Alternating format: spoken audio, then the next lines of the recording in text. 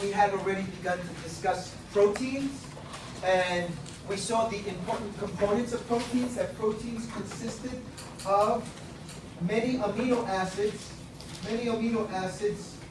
Here's some examples of amino acids, and here's an example of amino acids. When they bind together, they form a larger molecule called a peptide. Now, we have different sizes of peptides. Small peptides like this, larger peptides, which are called polypeptides with 10 or more amino acids, and then you had peptides that were very huge called proteins. Peptides that consisted of 50 or more amino acids. Okay? So now we want to take a look at proteins, meaning very large peptides, and because they're large, they will be classified into different classifications here by their level of structural organization. So let's look at their levels here, the different levels of proteins. There are 4 protein levels, as you can see here. Some that are simple like this, others that are more complex like the ones here at the bottom. And we will number these complexities of levels of proteins. We will number them by a numerical fashion. So saying the first one would be primary, then the second secondary, and then the third tertiary, and so on. So let's start here with the first level of proteins, the simplest one that you see there, called the primary type of structure. The primary structure that certain proteins will have. Now if you look there, you can see the amino acids. The amino acids are represented by the little beads, the small beads or beads that look like beads on a string. And in the primary structure, what you see there is just a simple sequence of many amino acids linked together in a sort of like beads on a string fashion. Again, what is a primary structure? The primary structure that certain proteins have consists of a simple amino acid sequence. Simple amino acid sequence. Like you see right here. Almost looks like beads that people will put on strings to make some type of, jewelry or ornament. So when you have proteins that look like that, and here I'll take this example, pretend that this is a primary structural protein, a protein that has the primary structure, you'll see that it just looks like a string. Of course, I don't have the beads, but if I put beads on it, it will have that sort of arranged fashion, a simple sequence of amino acids. So that's the first level, the simplest and easiest level. Now, number 2, the next one is that, actually I don't even have to write these down, you can see there, the second one, letter B, would be the secondary structure that certain proteins will have. Secondary structure. Okay, so now, what does that mean? The secondary structure means we're now, the sequence of amino acids that we had at first with the primary structure, now it coils or it folds. Coils or folds. So in the secondary structure of proteins, they can either be coiled, that would make it look like a string. So let's coil this up. So now it forms a sort of secondary-like structure. Okay, so now I coiled them up, and there you can see, like a spring that you might have in your certain things that you have at home, maybe like your bed springs, or a spring that you might find, for instance, parts of the car. Anyway, you can see there that when it's coiled like this, we call it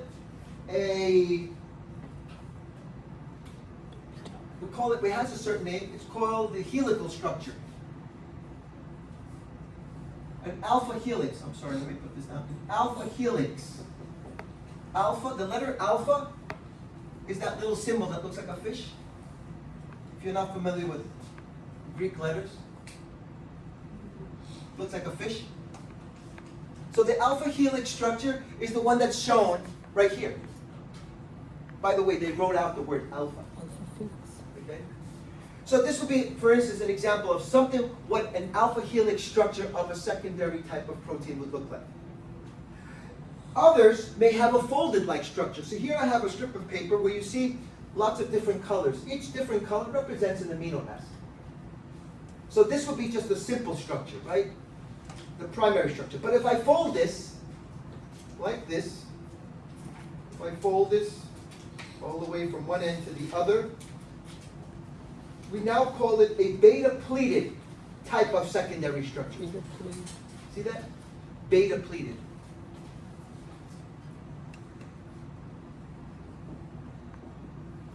Beta-pleated means that it's folded like this. So primary structure would look more like this. Secondary structure would be now folded like this. Or coiled, like this wire. And there you have the two examples. Alpha helix or beta-pleated sheet.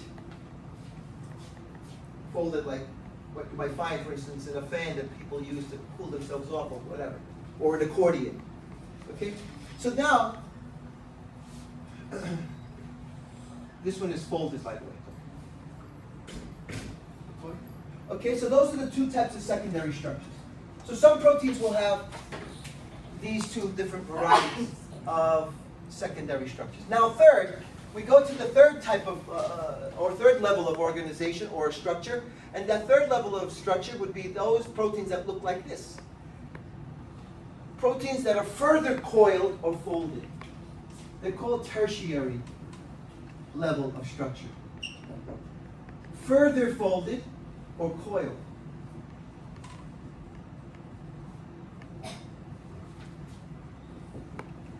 Now, because I don't have a very long wire here, let me use something else. Something that some of you may be familiar with. I'm familiar with it because they still existed when I grew up. But the old-fashioned phone cords, like this, many of you probably never grew up with that.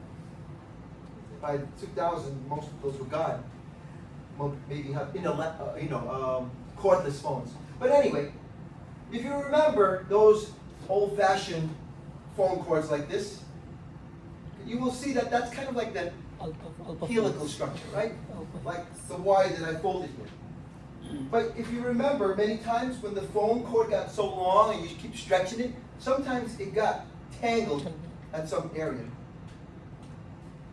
Tangled in many different parts of your phone cord. And I can see those sometimes. You'll look at the phone cords, it seems like it's all tangled or like knots. Okay? Like what you have right there. So that further folding that you have, that further coiling that you have on top of itself, like this phone wire, by the way, the phone will still work. It just gets, the phone looks annoying. Okay, or further folded, so take this beta-pleated thing, further folds like this. Okay?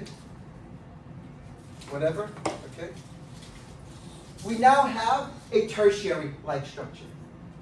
So let me tie this up for just a second there, and have a further tertiary-like structure of a protein. Okay, so that would make that more complex, like what you see right here. Further folding or coiling, kind of like forming nuts on your secondary structure. Okay? And then lastly, we have the quaternary structure. The fourth level. So 1, 2, 3, 4, primary, secondary, tertiary, and quaternary. Now, proteins that are like this, that have the quaternary structure, most of those are going to be very large proteins, very big proteins. Why?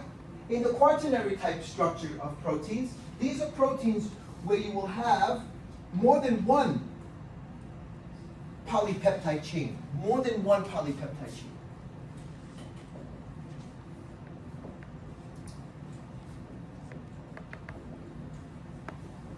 More than one polypeptide or protein. So for instance, look what I did with that strip of paper. I made a quaternary or tertiary structure. But now put that one together with another one. Okay?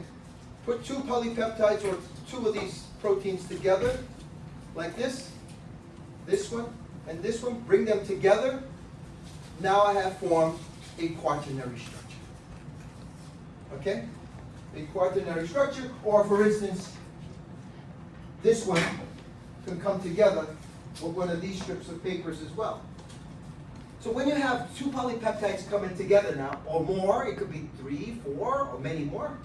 Example of a polypeptide that, or a protein that has a quaternary structure, an example is hemoglobin. Example, hemoglobin. Hemoglobin is an important protein that we find in our red blood cells to transport oxygen. A protein for transporting oxygen.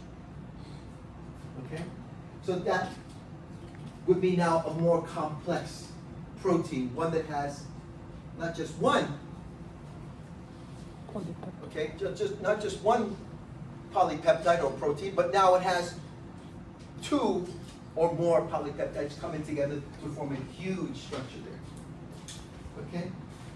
Okay, those are the different levels of protein structure, starting with the simplest, the primary, and going down to the most complex and largest proteins, like example, hemoglobin, which has actually is going to be made up of more than one polypeptide chain. Anybody have an idea how many polypeptides hemoglobin has? 4. 4. So it would look like this. Oh, it would look like this, but with 4 polypeptides. 1, 2, and then 2 more, 3, 4. I think this is hemoglobin. I can see 1, 2, 3, 4. That might be hemoglobin. Anyway, whatever it is, that would be a good example of a protein with a quaternary level of structure. Now, one type of protein that is important, that's a large protein, are enzymes. Enzymes could look different shapes. Some might be like this, some might be bigger like this. But enzyme, what is an enzyme? In general, enzymes, basically speaking, enzymes are large proteins. Large proteins, right? That have the function of increasing the rate of a chemical reaction. Increase the rate of chemical reactions.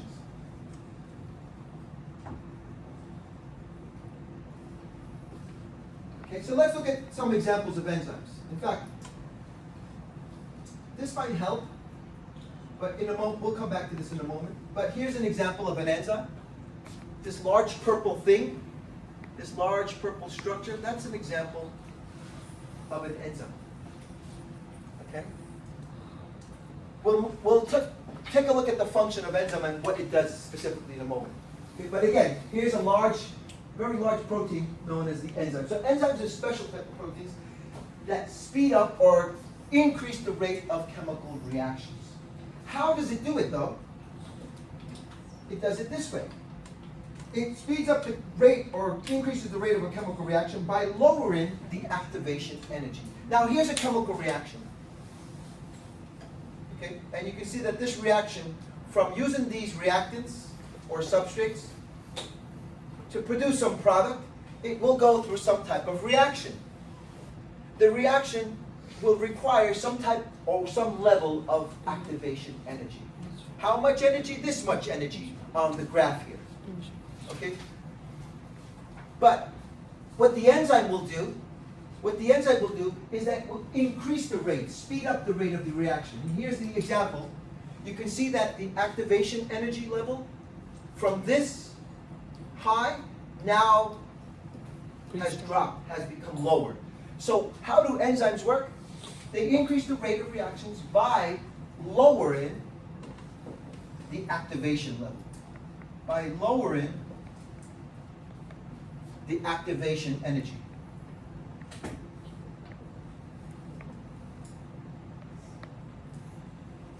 Okay, so you see that at first, you needed this much activation energy to get to the top here of the hill and then let the ball roll down. But now, by lowering the activation energy to just this much, by lowering that level, you don't need as much energy. Lesser activation energy needed, then it's easier and faster to get to the top, and the reaction completed much faster as well. Increases the rate of the reaction. Okay? Just like a car. Or bikes. Let's see a bicycle. When you ride a bicycle, sometimes there are places where there are hills and streets that go up high. Mm-hmm. You have to pedal faster and use more energy to get to the top of the hill and to get to your destination. But then, you lower that activation energy by going through streets that are flatter or roads that are not as high, roads that are more horizontal, it's much easier. You get to your destination much faster. Okay? So if you had to pick between two roads to get to the final destination point, you had one road that's high or one road that's flat, you probably pick the flatter road. Unless you want to do exercise, you could use the one that's very steep. Okay? But that will take you longer to get to your final point. How? By lowering that level of activation needed. By lowering that, now we increase the rate of the chemical reaction. So those of you taking the low road, right, will probably get to your destination twice as faster than the people taking the road that goes up the hill, and then finally goes back down to get to your final point. Okay, so that's how enzymes work. Because of that, enzymes are also known as catalysts. Catalyst means that they speed up chemical reactions. Now, one thing I want to show you about catalysts, or enzymes, is that, look at the diagram here. That purple thing is the enzyme. Okay? Did the enzyme really change a lot in shape? No, it looks almost the same. Right? See the shape? Didn't really change much. Did it change much in size? No. So it really didn't change much in size or shape. Was the enzyme, like part of it, broken off or lost? No. It relatively looks the same throughout the process, throughout the chemical reaction. So enzymes are used to increase the rate of a reaction, but they're neither consumed nor are they incorporated into the product. They're not consumed. If it was energy, then it'd be consumed, right? Energy like ATP would be consumed. But it's not consumed, right? Nor is it incorporated into the product. If you look at the end of the reaction, right, the enzyme releases the product, and it doesn't become part of the product. It does not become part of the product. It's not incorporated into the product. So what does the enzyme do after, when it's released? When it releases the product, it's used again. It's used again with another chemical reaction. This way it's nicely recycled. So that will be some of the important things here about this very important group of proteins called enzymes. Okay? It's not consumed nor incorporated into the product, but it will speed up the chemical reaction, increase the rate of the reaction by lowering the activation energy. Questions? Any questions? Yeah. How can you relate the one that you gave example about the other one with this one? This one? Mm-hmm. How can I relate that? With the one. This is just so you can identify that there's a certain level of activation energy needed. This much activation energy needed. How much, I don't know, but this much energy needed. Whereas this reaction, without the enzyme, will need a lot more energy. Requires more energy. So the graph is just helpful to understand that you need more energy if you're not going to have an enzyme. Okay. But with the enzyme, the activation Energy is lower. level of energy needed is lowered. That it can go up much faster and complete its process much quicker at a faster rate, at a greater rate. Okay?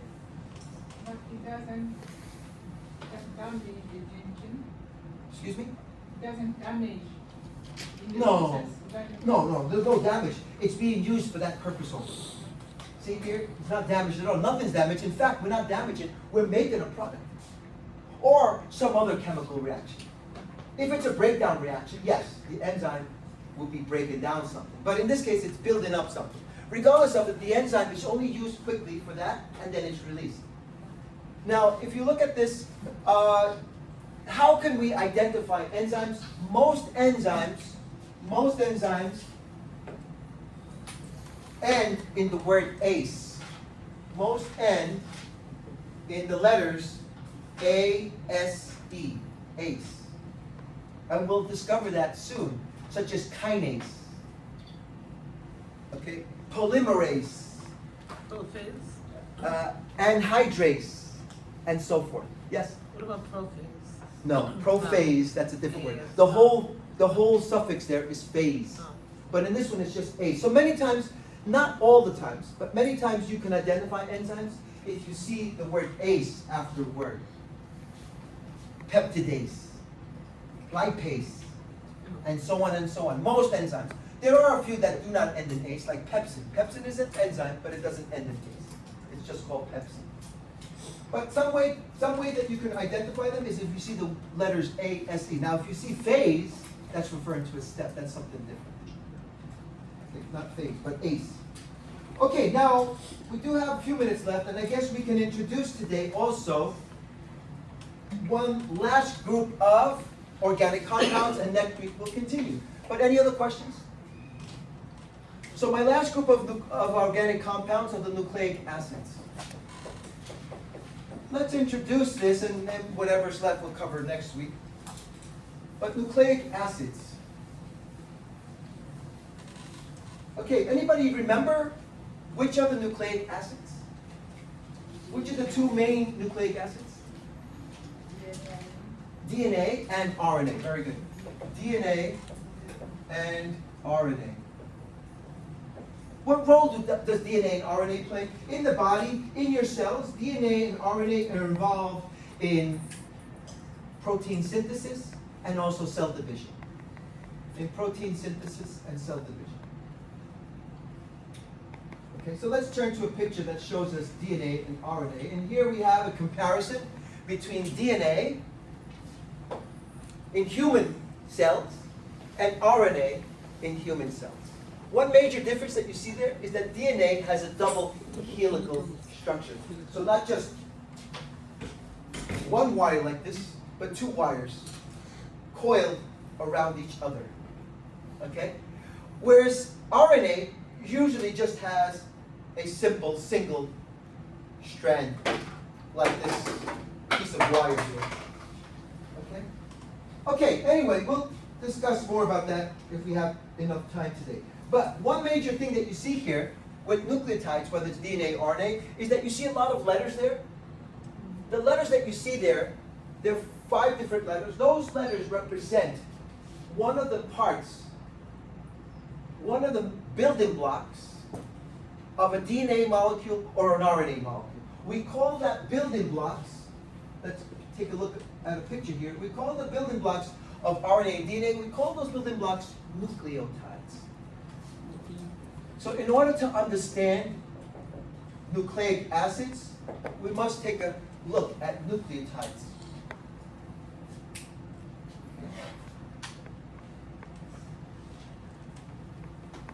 Okay, so what are nucleotides? These are the building blocks of the nucleic acids. That's the reason why they're called nucleotides. The building blocks of nucleic acids. The monomers, remember the word for building blocks is monomers. So now, what can we say about these building blocks or monomers? Oops, trying to get this in afterwards. Okay, we can say that nucleotides, here's an example of the basic structure of a nucleotide at the top. So if we look at this basic structure of a nucleotide, the nucleotide has 3 main parts. 3 main parts. First, every nucleotide is going to have here a sort of central 5-carbon sugar, a pentose sugar. A 5-carbon sugar. Now, did we see 5-carbon sugars before? Yes, we did. In our last class, we saw it right here. And there you see those 2 5-carbon sugars are ribose and deoxyribose. Ribose we find in RNA, deoxyribose in DNA. So the only difference would be that there is one small difference here. This one has 1 hydroxyl here, but this one has 2 hydroxyls at this side. Okay? There is also an additional hydroxyl. Anyway, the structure of ribose and deoxyribose is not that important. What is important, though, is that these are 5-carbon sugars. 5-carbon sugars, because they're 5-carbon sugars, they're referred to as pentose sugars. Now we go back to the diagram of the nucleotide. Oops. Okay, so there we see, first of all, there's a 5-carbon sugar, a pentose sugar. Is this DNA or RNA? I don't know. I don't know if this is ribose or deoxyribose. But anyway, there's a 5-carbon sugar there. Okay. Now what else do we have in the nucleotide structure? We also have here a phosphate group plus a phosphate group. PO4 negative. PO4 negative is a way to abbreviate phosphate.